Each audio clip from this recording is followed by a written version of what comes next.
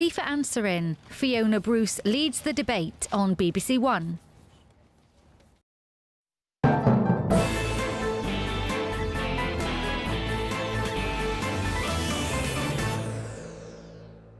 Welcome to Question Time. On tonight's panel, Vicky Ford, a former investment banker and MEP, currently the government's Minister for Children and Families. Labour's Shadow Health Secretary for the past 4 years and a former advisor to Gordon Brown and Ed Miliband, Jon Ashworth. A consultant surgeon and oncologist for nearly 20 years before becoming an MP. Joining us from Ayrshire, the SNP's health spokesperson at Westminster, Philippa Whitford. Dame Donna Kinnair, nurse, professor, specialist in child protection, and since 2019, General Secretary and Chief Executive of the world's biggest nursing union, the Royal College of Nursing. And also joining us down the line, a police officer for nearly 40 years and, until his retirement just over a year ago, Chief Constable of the Durham Police Force, Mike Barton.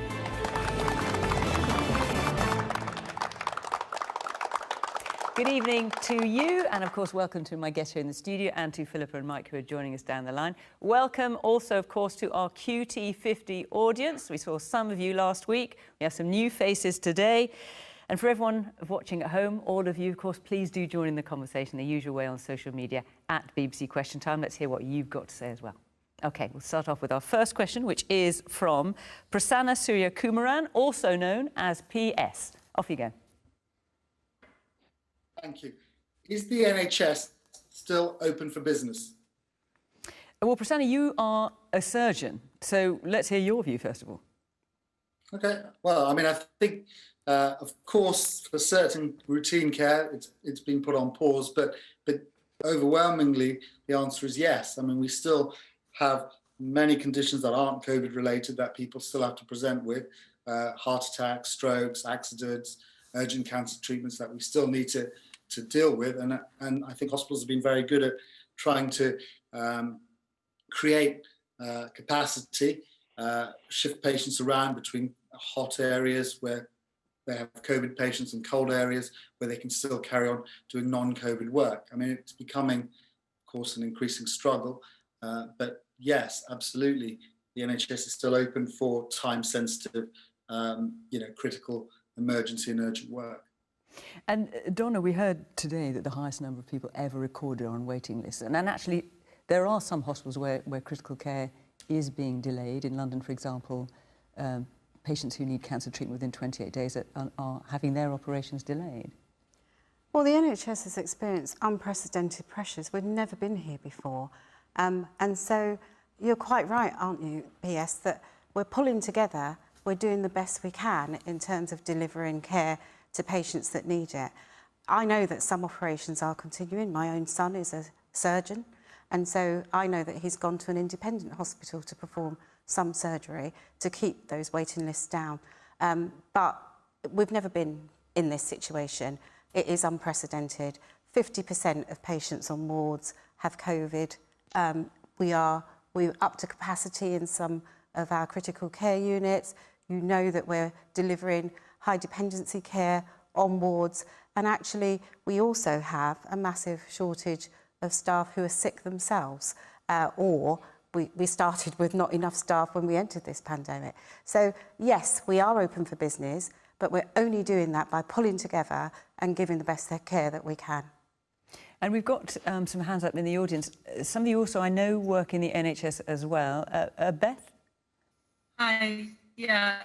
So with reference to what Don has been saying, I wanted to know what the panel thought about with staff shortages proving a major issue in intensive care units, what they felt about staffing ratios switching from 1-to-1 to 3-to-1. And that's your experience because you're working in intensive care, is that right? Yeah, I'm a medical student, but I work as a HCA in intensive care. What's a healthcare assistant?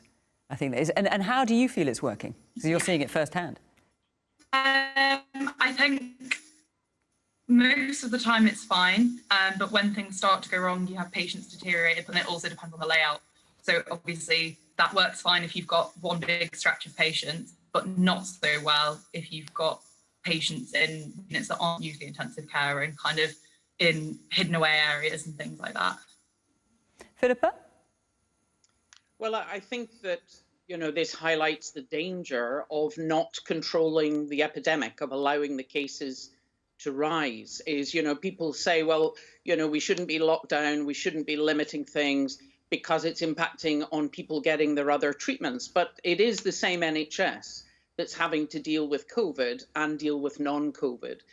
Certainly routine operations have had to be scaled back, but I would echo what PS says in the importance of people coming forward. There was a lot of concern during the first wave that people were getting the impression that the NHS was just shut unless you had COVID. And then very quickly, when the numbers of people coming as emergencies or coming forward with cancer symptoms dropped, then it was very important to get that message out.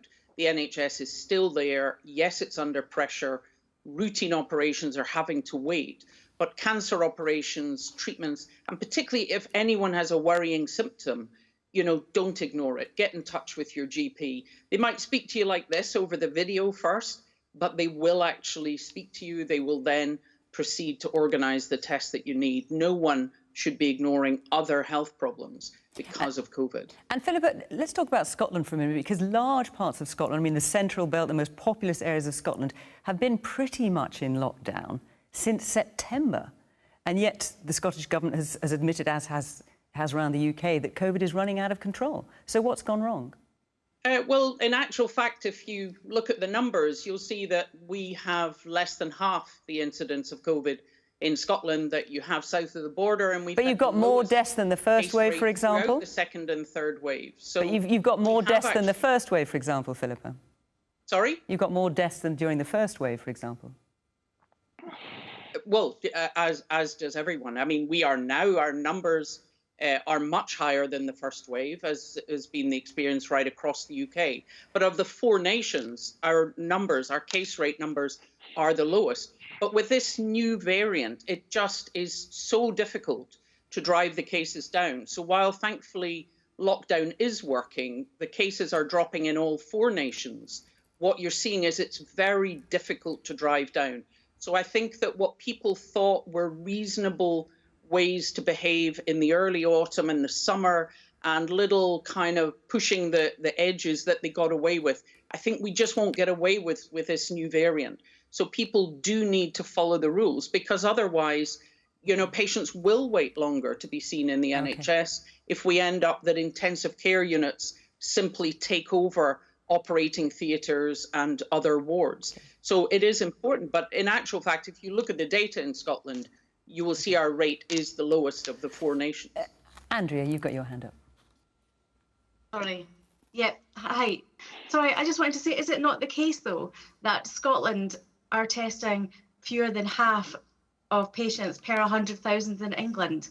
So it's not really true to say that we're having better case rates of COVID than England, because we're simply not testing as much people.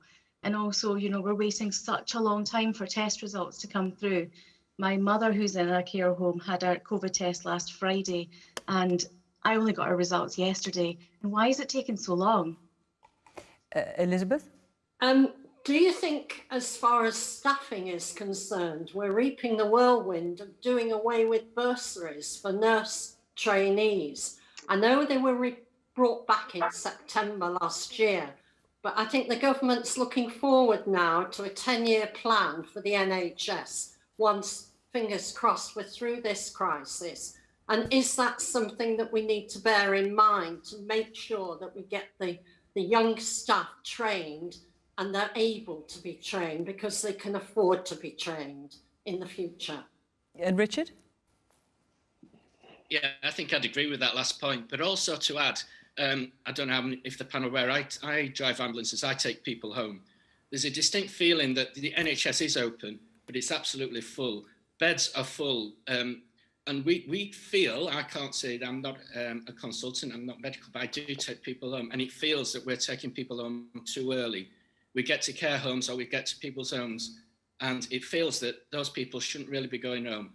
We have people saying to us, that person seems to be more ill than when they went into hospital. And maybe that's a result of the pressure that's happening, but I'd be interested in on your comments of you guys about that. John? Well, I just want to thank, first of all, Richard and Beth and PS for the work that you're doing in the NHS. you must be under a level of strain which is just extraordinary. And I'm sure I speak for everybody on the panel and just thanking you for what you are doing throughout the year, but particularly at this time. Is our NHS open? Yes, it is. And I want to reiterate the point that Philippa made and PS, that if you are ill, don't put off going to see or getting in touch with your GP. If you are ill, seek medical attention. But when you say it's open for business, we hear day after day about elective operations being cancelled, people not managing to get appointments.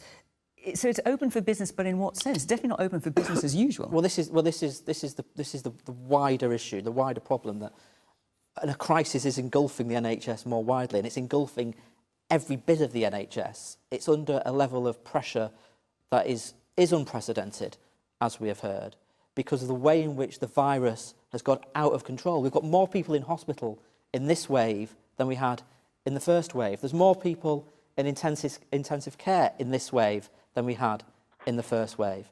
We had over 1,500 people recorded as dying yesterday. That's more than every minute in 24 hours.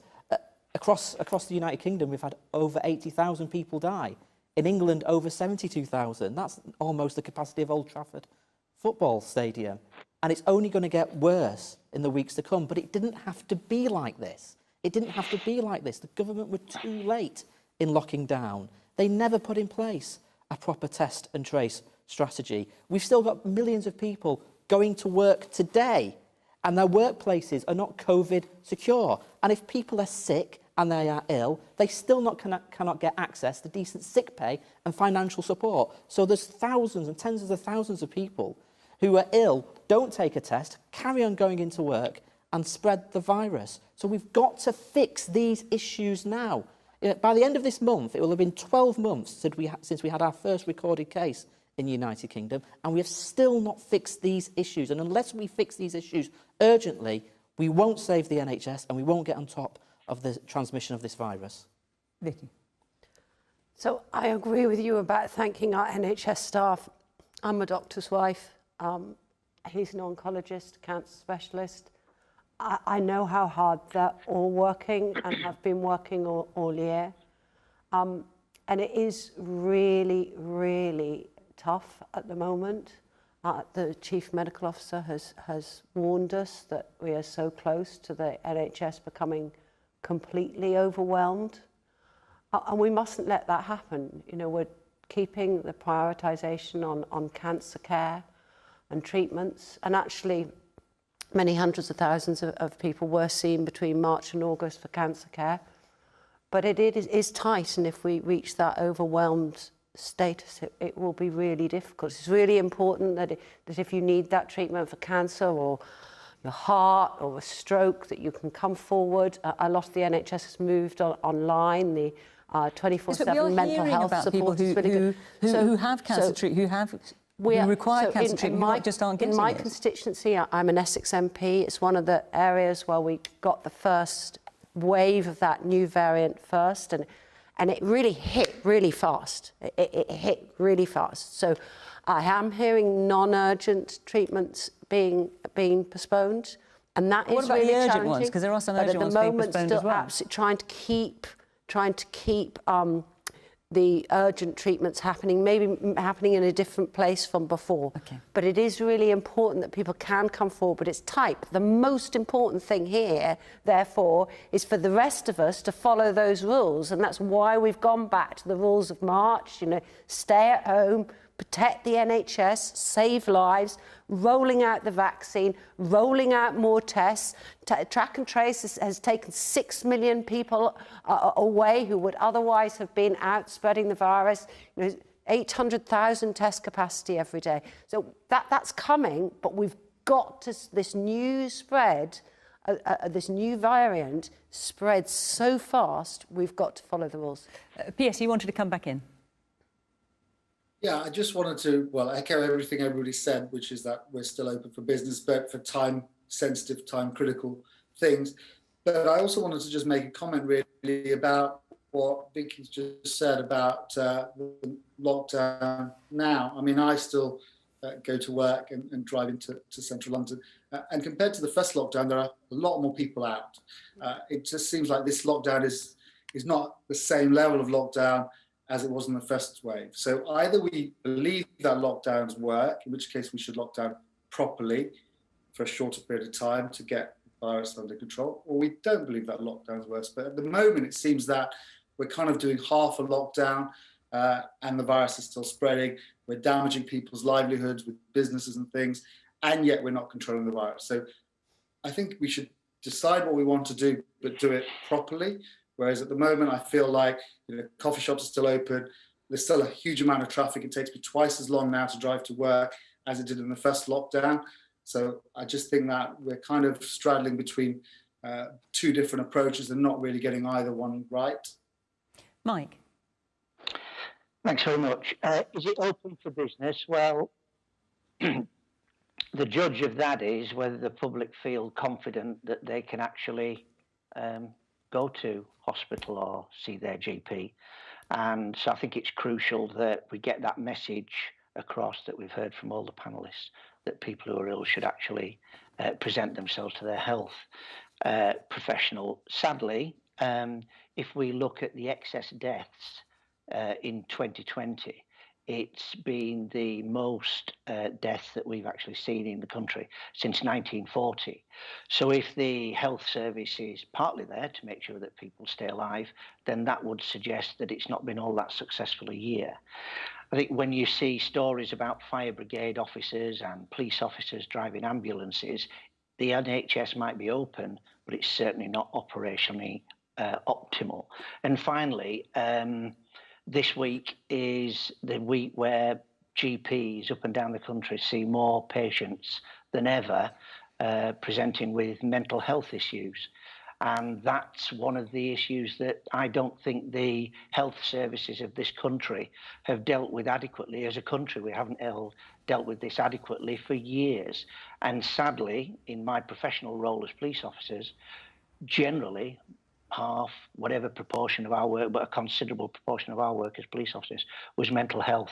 That's going to get worse. So just as GPs, quite rightly, are vaccinating loads of people, there are fewer and fewer appointments for people with mental health difficulties. So it may be open, but it's not optimal. Let me move on, take another question. But before I do, I just want to say that next week we're doing a programme from Northern Ireland. And of course, as you can imagine, we're looking out for audience from there, from Northern Ireland. So if you'd like to take part, who knows, maybe you could tell us what's on the shelves in the shops at the moment. Do come and join our virtual audience. You can get in touch by going to the Question Time website and you follow the instructions there and we will get back to you. And of course, we'd love to hear from you. So that's Northern Ireland next week. Let's take our next question now, which is from Sean Brown. Hi, good evening. Is mid-February a realistic target to vaccinate the 4 most vulnerable cohorts, or is this just another media-grabbing headline? John?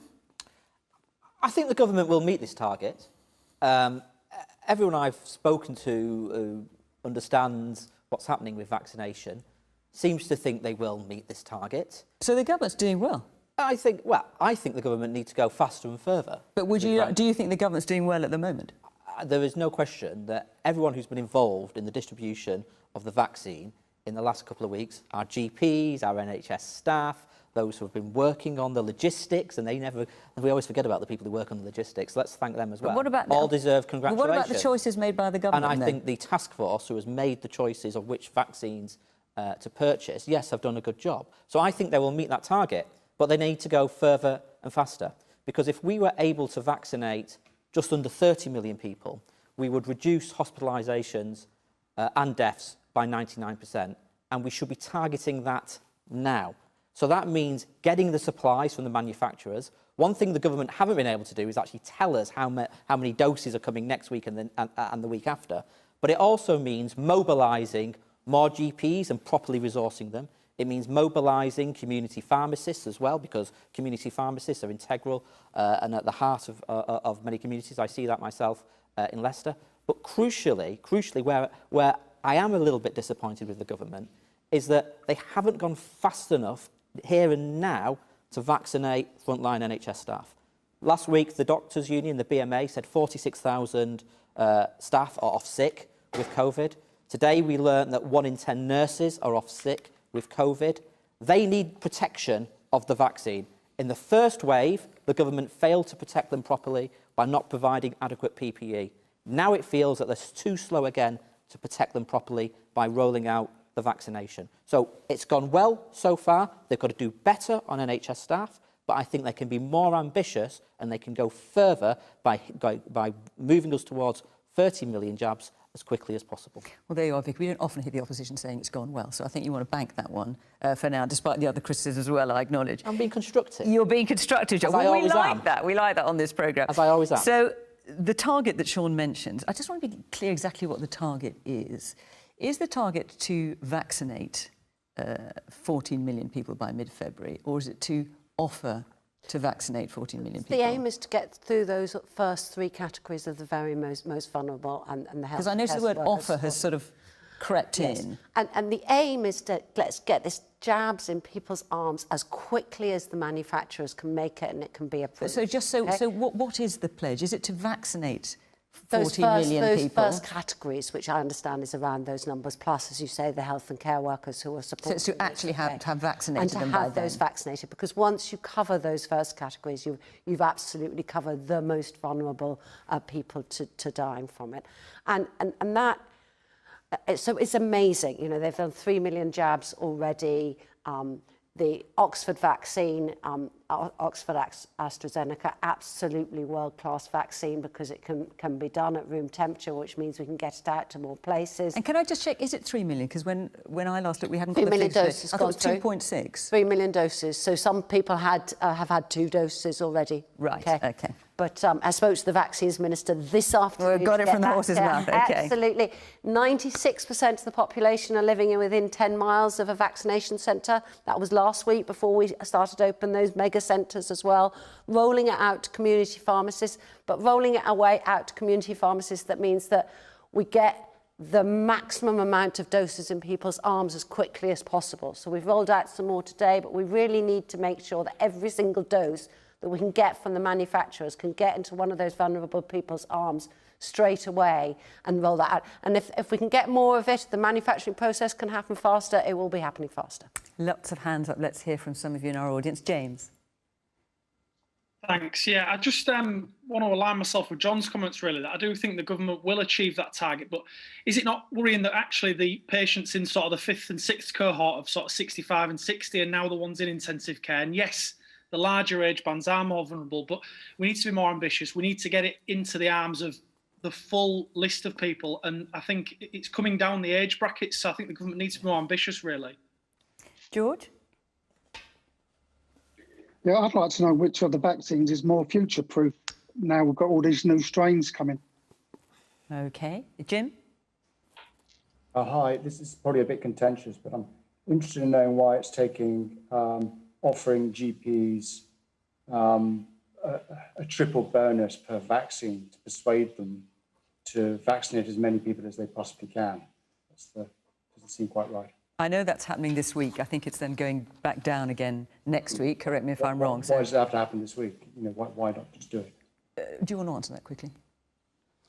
So I don't know. I know that GPs do normally get paid for extra hour and extra treatments, and some of my GPs are standing up working all weekend this weekend to get those jabs into people's arms as quickly as possible. But in terms of why are we going for these top categories first, what I was told today is if you vaccinate 20 people in a care home, you've saved 1 life. If you vaccinate 250 people in one of those other top 3 categories, you've saved 1 life. And that's the way we look at it. By the time, you know, I'm in my mid-50s, by the time we get to my age, I have a higher level of survival than someone in their 70s or 80s. So it's absolutely right that all of us make sure that those really vulnerable older age groups get treated first. But I mean, James has asked a really, really good question, because there's some of your colleagues, Vicky, on your backbenchers who say that once you've hit these top 4 categories, these 14 million in mid-Feb, you can then take us out of lockdown and you can release the restrictions. But what James has said has hit the nail on the head. As of certainly of the latest data, the data comes out towards the end of each week. The latest data shows that the average age of somebody in intensive care at the moment is 61. and that's not the top 4 categories, which is why I make my point. We've got to go further and faster. If we can do around 30 million, you'll reduce hospitalisations and deaths. And just on George's point, which is about the new strains and the variants, I mean, this is really, really worrying. We think the vaccines will be effective against particularly the strain which came from Kent, and we think it will be effective against the strain which emanated in South Africa. But the point is that when there is more virus circulating, there are more opportunities for the virus to mutate and for new strains to emerge. So we are in a race against evolution, if you like. We've got to both suppress the virus and reduce transmission and do all the things that reduce transmission, and we've got to roll out vaccination as quickly as possible. So I would really urge the ministers, in my constructive way, that I'm saying it, well, you've said that already. You don't need to say it twice. Donna. So we know that the way out of, or to deal with this virus is through vaccination. So they better deliver, because we've had our hopes raised, and we've, you know, to the point that some of the lacks in terms of, you know, face space was because people were so hopeful and optimistic that the vaccine was going to deliver us. So they better deliver. And what about healthcare staff getting vaccinated? I think well, I would say that it's important. We are seeing healthcare staff get vaccinated. They need to be a priority because they are giving the vaccines. And do you think they're being treated as a priority? I think they are being treated as a priority, but clearly the most vulnerable people in society need to be taken care of first. And that's what the Joint Vaccine and Immunisation Committee, they are the scientists, after all, they understand this. That's their recommendation. And I'm not getting 3 times the salary, or nor is any other nurse that I know getting triple payments. But we are working 24/7 to deliver this. A few more hands up. Cass. There we go. Just in regards to the vaccine rollout, BAME communities continue to be disproportionately affected by COVID-19, yet a recent poll found that only 39% were likely to take the vaccine. What can be done by the government to regain my community's trust? And what do you think could be done, Cass? Oh, there's so much work. I mean, it all stems back from medical racism. And what do you mean by that? Things going around just in terms of BAME communities and things that have been done in terms of vaccinations in the past and testing. There is a complete mistrust there. And I think it's up to the government to do some serious work within the community to bring us back on side and help us understand and believe that we can trust them again. Alex? Yeah, I just wanted to comment on kind of Boris Johnson addressing the nation. We're still in a national crisis, and I think he should be doing that every single day to give us an update on the vaccination programme. Instead, it just seems like he's hiding from the kind of problem. I want to see him up there talking to us every single day about it. Right, well, you can report that back, Vicky, and see if he'll do it. Mike? Thanks very much. I always worry when the government set targets. I was the victim of quite a few of these things. And particularly when it comes around to COVID, because I heard a lot of ministers early on in the process measuring one glove as one item of PPE when most people need 2. So I think the government need to be congratulated for the way that the vaccine is being accelerated. I, for one, was a skeptic that the scientific community would actually get a workable vaccine, because the coronavirus is a common cold, and we've had that loads of research over the years and never got a vaccine. So hats off to the scientific community and hats off to the government that we've certainly been ahead of the game in terms of ordering those vaccines. However, what I'm seeing now is where the government have kept over-centralising things. So they've got a push strategy for vaccines. So I've got members of my family who are in the health community, and they describe in the GP community setting up ready for their vaccines, only to be told the day before they were due to arrive that they're not arriving. So all of those hundreds of people who've been warned to attend over the next 3 days have then got to be de-warned, and all of the things that the GP could have been doing in terms of mental health, for example, haven't been done. So I would urge the government to listen to GPs. They're the people who know their patients. And as for the triple charging, I don't believe it. The way GPs were going to be paid for the double vaccine, they would only get the money for doing it after the second jab had been given. A lot of those GPs now can't give the second jab because they don't know when the next set of vaccine is coming. And if people want to be paid to work weekends, as they probably do if the vaccine arrives on a Friday and you've only got 3 days to give it, then you do need to pay loads of people overtime. And if you don't pay people overtime with extra money, then the GPs are going to have to take it from somewhere else. And that's a pressure on the NHS. Well, the bonus, as I understand it, was for delivering vaccines in care homes, Mike. That's what that's referring to. Philippa, let me come to you. Scotland is performing fewer vaccinations when you look at it as a proportion of the population compared to England and Northern Ireland. So what's going wrong? Well, if you go back to December, you would see that actually Scotland was the top vaccinator. And what we've done is we've virtually completed our care homes. So we had over 80% of our care homes residents vaccinated at the beginning of this week. No, that absolutely is all true, but you're performing fewer vaccinations as a proportion of the population than England and Northern Ireland. Yeah, and if you let me explain, obviously getting into care homes and taking the vaccine in, the Pfizer vaccine, we're all aware of the logistical challenges, is much more time consuming than lining up a lot of fitter people in a sports centre. But they were the #1 group from JCVI, and in Scotland that's what we followed. So as I say, well over 80% of them are done. Most places will finish that work by next week. More than half of our health and social care staff are already done. So we're working through the priority group, but that top priority group where you will save most lives take time. And it's only been because of our health and social care integration that we were able to do that with the Pfizer vaccine, because MHRA would only allow that when they could be sure that there wouldn't be wastage. And because of the integration, we know how many care homes we have in a health board, we know how many residents, how many staff, and NHS teams have gone out and vaccinated them. That takes time.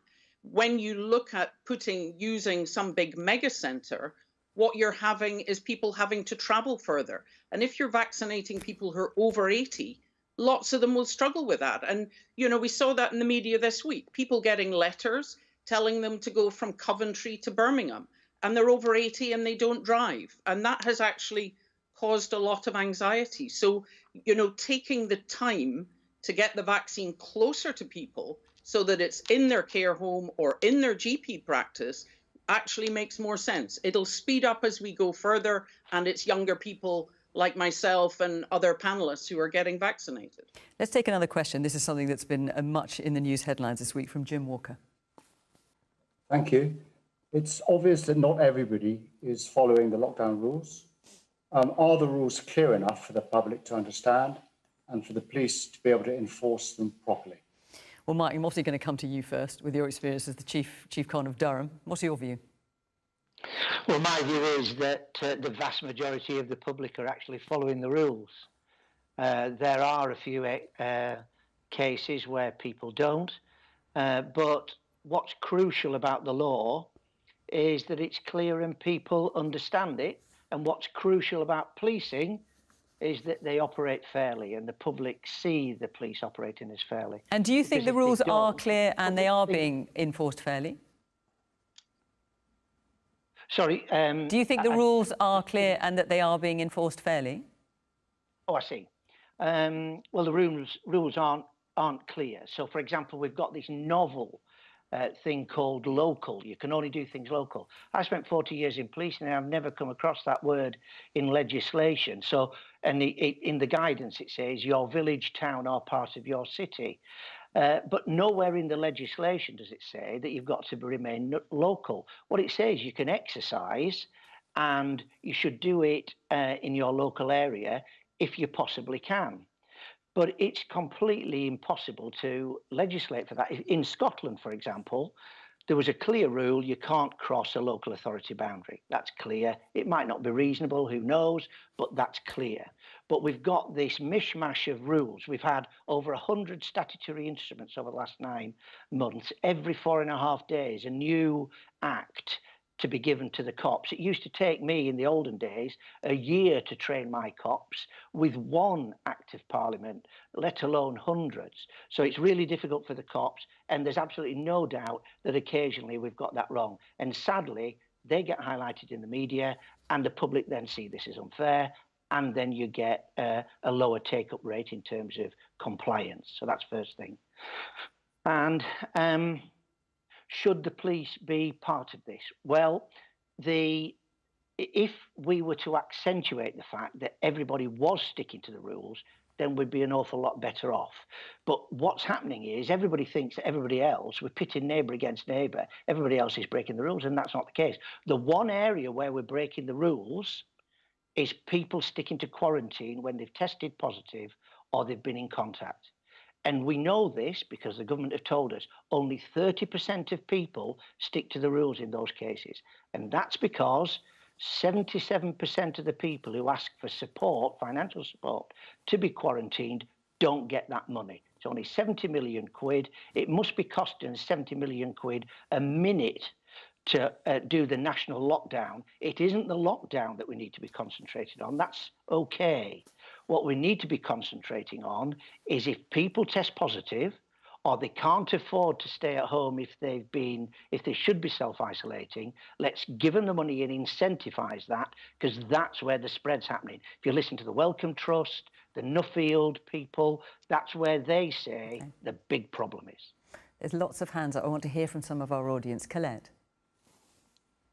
I'd just like to say, I'd like to ask everybody on the panel, do they actually believe we're really in lockdown? Because if I actually go out of my house now, I'm a shielder. I don't see any evidence of a lockdown. I have family that work in the police, my daughter and my nephew, and they find it incredibly difficult to police this. You know, we keep adding tiers halfway along what we consider a lockdown. We've got non-essential shops open. My sector's closed down and wear full PPE in hair and beauty. But yet you can go to B&M, you can go to various retailers and have a day out. And our retail parks are absolutely rammed at the weekend and most weeks. So I don't believe we're in a lockdown. I think a lockdown means you don't go out your house and that's it. Andy. Hi, yeah. I just wanted to add on to something that Colette's just spoken about. There is a huge amount of difficulty in understanding exactly what lockdown is supposed to mean. I work at home. My work involves visiting people in their houses.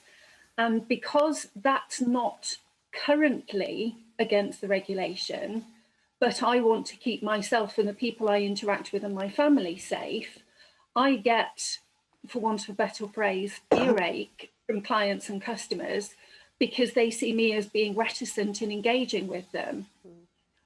What advice does anybody, either audience or panel, have how to get the public on board like they were before with the clapping for carers?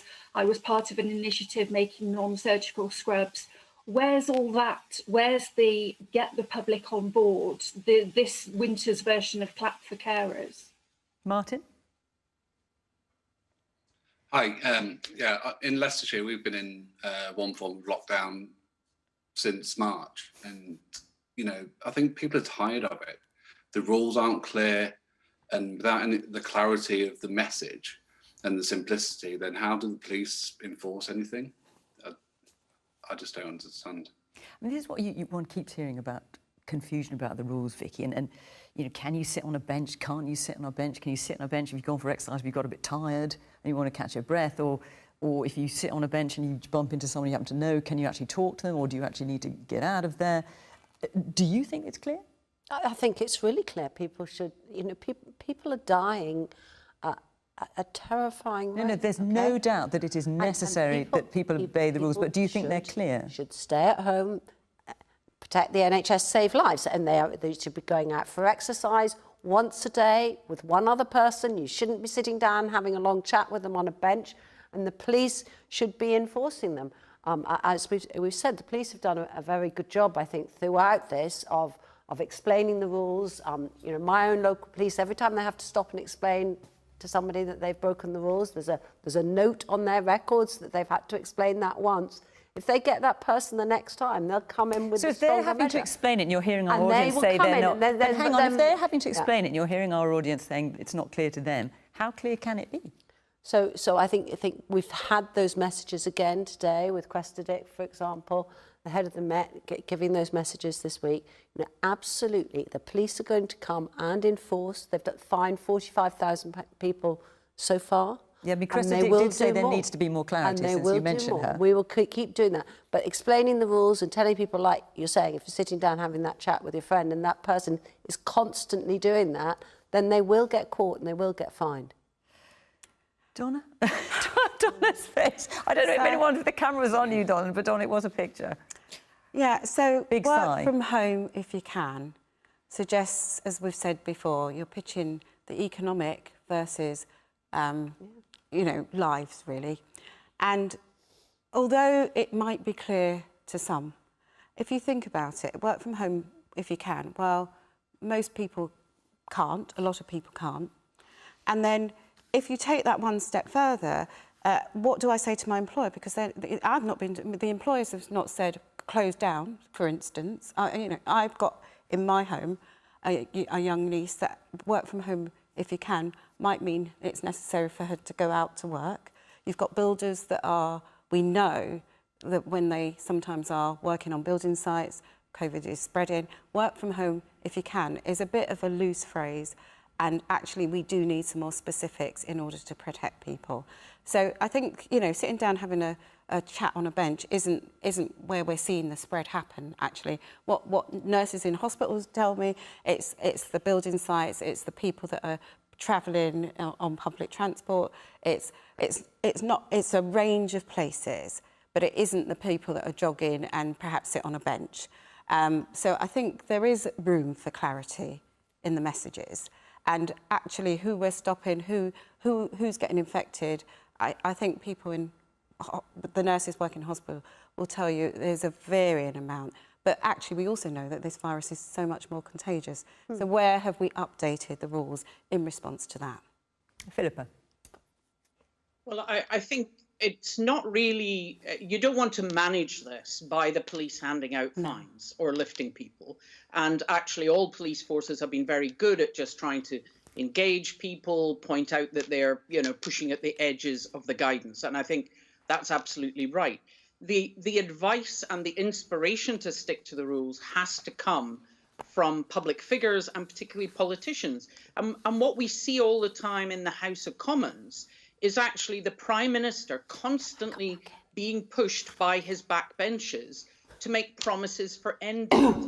If you look at the countries that have had the least economic harm, they are the countries that locked down really tight in March or February, that have controlled their borders strictly and have then eliminated a lot of the strains.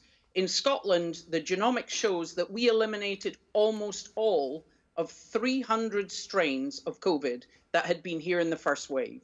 We got down to less than 1 case per 100,000. And then everyone felt they had a God-given right to go on holiday and start travelling, and we imported it, and we're going through it all again. But what we see in Westminster is the Prime Minister constantly flicking between public health and control the virus, and then, oh no, it's the economy. Actually, that's a false dichotomy. People will only engage with the economy if they think it's safe to go out for a meal. So we need to keep this lockdown until we get the numbers right down. And then, as Jon said earlier, it's about test, trace and isolation. Testing and tracing doesn't stop the spread of the virus. It's only isolation that does that. And if you've got people who won't be able to feed their family, then they're not going to stay at home. I mean, Philippa, I'm sorry to interrupt, but an epidemiologist on your own advisory group said that Scottish tracers are only finding half or even less of half than cases. Oh, that's not true. Well, he's on your own advisory group. 95% of cases and 97% of their contacts. Similar in Wales, because they're both been based on public health expertise and not outsourced to a company like Circle. But in the end of the day, if only 30% of people are staying at home when they should isolate, then they're out spreading. And what we end up is we're all isolated. So trying to put the effort into getting isolation to work with financial and practical support is the thing that would actually stop more of the spread, rather than, you know, various gimmicks and setting a promise. The Prime Minister's already hinting as if lockdown might be lifted in mid-February. Okay. You're still going to have 5 more vulnerable groups that will not have been vaccinated. Jon, at that time. let's come back to the original question. Are the rules clear enough for the public to understand, for the police to be able to enforce them properly? Well, obviously, throughout the crisis, we've had mixed messaging. There's been times when it's felt like the rules have chopped and changed almost day by day. There's obviously been prominent Tory advisers breaking the rules early on in the crisis as well. But my concern about the way in which the debate plays out in the media, not the way the debate's played out this evening, is that it's about whether 2 people can sit on a bench or walk around the Derbyshire countryside with cups of coffee, when the reality is, yes, there is a risk of transmission outside, of course there is, but the vast amount of transmission takes place indoors. And as Colette and others on the screen have been saying, for many people, this is a phony lockdown. And it's a phony lockdown, not because of their own behaviour, but because they work for employers who are insisting that they go to work when they don't need to be. They could be furloughed. Or they work in public services and they need to keep society running. Or they work in parts of industry that need to keep society running. And we're not enforcing workplace standards to keep those places of work secure. We should have ventilation standards in the workplace. We should look at mask wearing in the workplace. We should look at distancing in the workplace. And then the second thing is, as we have heard, if you are ill, if you are sick, you should be paid properly to isolate yourself and quarantine yourself. And we are still not doing it. The government's own sage advisors say only 20% to 30% of people do it. The government have only funded £70 million worth of discretionary grants. Many councils say they've run out of these grants and can't even hand them out to the people who are applying to them. And yet they've allocated £22 billion to test and trace. Why not use some of that money that has gone to test and trace to pay people proper sick pay, to pay people proper financial support? You're not. £70 million. And you've got councils who have run out of these £500 grants. Councils turning people down who need money to isolate themselves for 2 weeks. You've not. You've failed. Briefly, Just really very quickly, briefly, because I want to come on to one more question. Really quickly, people should be working from home unless it's impossible to do so. No, well, we know that. We talked about that, Vicky. What would you like to respond to, Jon? What would I like to respond? Absolutely, people should be getting that £500 to isolate. We need to because increase we the need budget. to have that. But that also needs to be put in context with the huge amount of extra support here that's gone to families. The furlough scheme, the increases in the UC, the increases in the local housing allowance, the financial support that's been put there for families at the moment is huge, and we need to keep that about because sick we must pay, isolation support. We must support them. There is one question we must get to, because so many people have been talking about it, and we have a question about it tonight from Josh Noble. This week, we have seen an overwhelming response to the free school meal hampers for children. Does this show a lack of leadership from our government, or are private companies being allowed to take advantage of our vulnerable kids? Well, Vicky, you're Minister for Children and Families. What's your answer? So I'm Minister for Children and Families, so literally I spend all my time thinking about how we can support vulnerable children constantly. So those how has this happened then? Those packages that we saw this week were clearly unacceptable. Families have been under huge pressure, and we, from the very beginning, said we must make sure that families get the food and other support. So why didn't they? What happened was, obviously, we took the decision to close schools, very rapidly when we saw this new variant coming through schools. Schools have been given a choice of how they want to make sure that children get those free school lunches that they normally have. They could either have a package or have a local voucher, which is different from last time, local vouchers, and then we're standing up the national voucher scheme, which is going to be in place from Monday. Schools will be able to start ordering from Monday. Those parcels that went out were completely, those images were completely unacceptable. And Vicky, can I ask you, because company you said they're unacceptable, the Prime Minister said they're unacceptable, as has the Education Secretary. If they'd had, say, a couple more tomatoes, tin of sweet corn, bit of milk, tin of meat, that would have been okay. So the food parcels that can you answer that? Would that have been okay? Not the food. Let me be really clear that what we want the parcels to be doing is to be replacing what the child would normally get. Because that's what you're recommending. For lunch. And that is the recommendation for lunch for the 5 days. So that they would have been okay, just with a couple more vegetables and a bit of meat. So the parcels that we saw were completely not acceptable, did not meet the standards. I want to make sure, and were not balanced and nutritious. So I want to make sure. And you're happy that what the government is suggesting is enough? I've actually asked the contractors to go back and look at that again. No, but what the government's suggesting, are you happy so that that is enough? So I've actually asked, as the Minister yesterday meeting, to look at that again. At your own guidelines? Because since that came out, we've also topped up the funding for these parcels as well. So we did that immediately as soon as we went into the national So you're lockdown. looking at your own guidelines again as to whether they're good enough? Because they were produced earlier on before we then also put in extra top-up funding. Right. OK. So what we've done, and if you can let me explain, because this is an issue that's really important. I know, but to I a lot of also need to families. let everyone else come in. Yes, but please let me explain without interrupting just for 1 second. It's schools' choices how they deliver this support, and the schools have the contracts with their caterers. We've given them the choice between doing a parcel, which has to produce the food for the 5 days for the child, or a local voucher, or a national voucher. On top of that, we've done masses and masses more. We've put in this COVID Winter Support Fund, which is another 170 million that supported children and young people and their families all through Christmas with parcels and food packages, and is there to support any There's family lots of hands up, lots of people shaking their heads. Shall we hear from some of them? That's supporting families with their bills, their energy bills, their food, their clothes, if they're in emergency. We're setting up this massive project to support kids in the holidays, because we've had issues in the past with kids struggling in the holidays. I do have to let other people in. I'm sorry. Project. Otherwise, the rest of the programme will only be you. Forgive me. I wanted to give you a good time, but I have to let other people in. Steph, I know you work in a school. Briefly, what's your experience, or what would you like to say?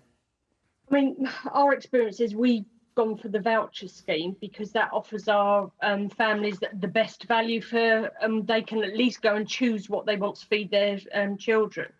The packages and the food parcels are not good enough, what we've seen, and I think everyone will agree with that, and they're almost embarrassing. But it's also, we're also missing this whole chunk of our low-income families who are working. So we've got the free school meal kids. What about the ones that are just over that level? They're missed.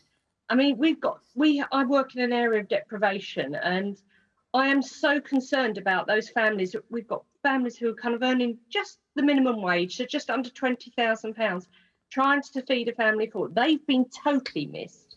And I think they need to extend the free school meals to cover more people.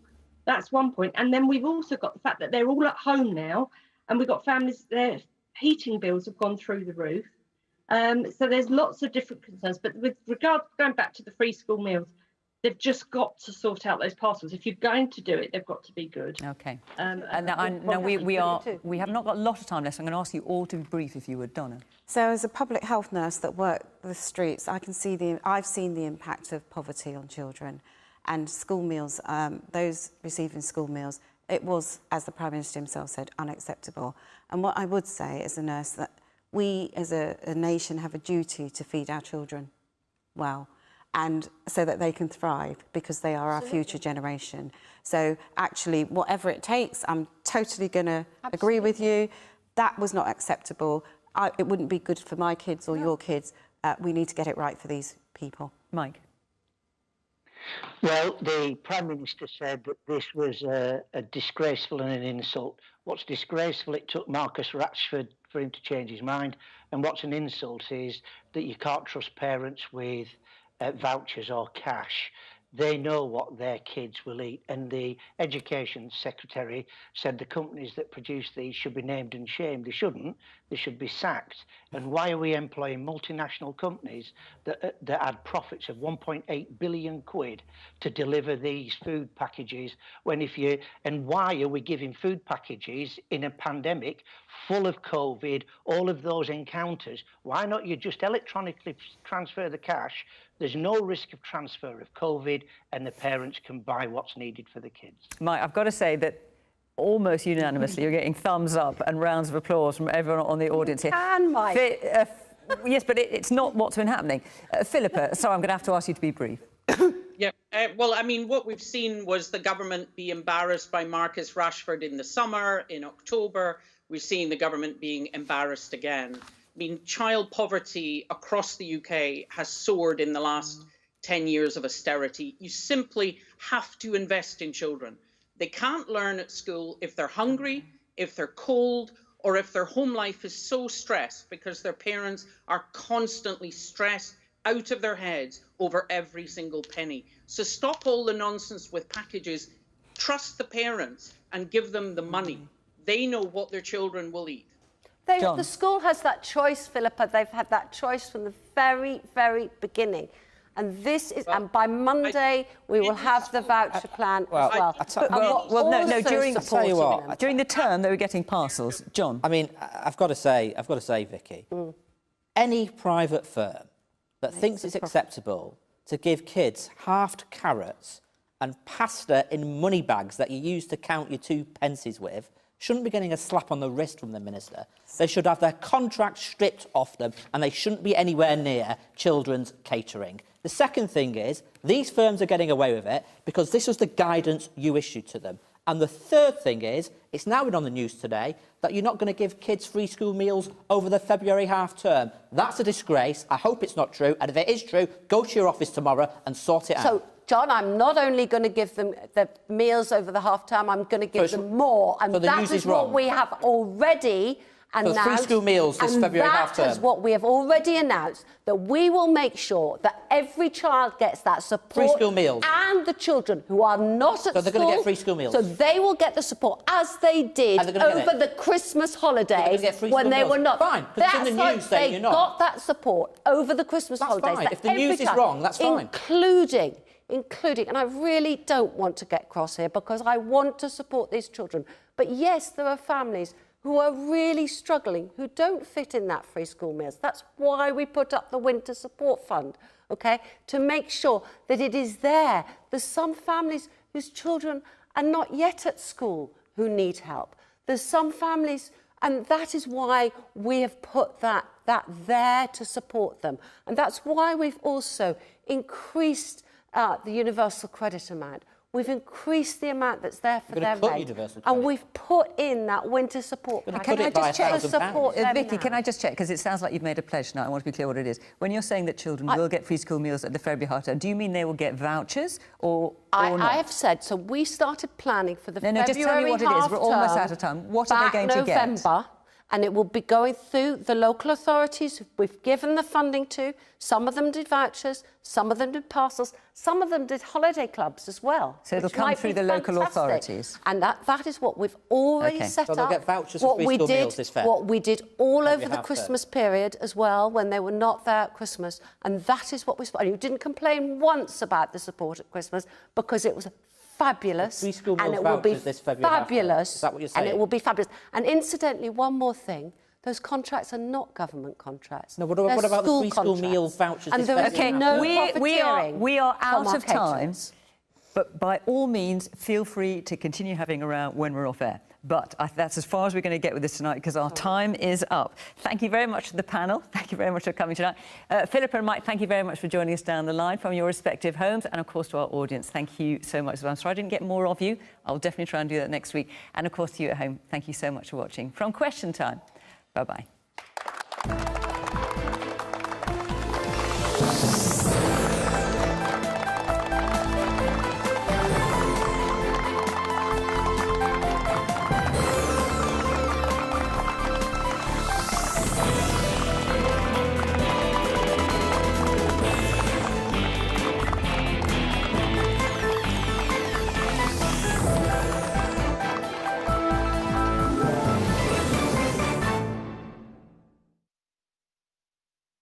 would you be willing to talk about the day your mum went missing?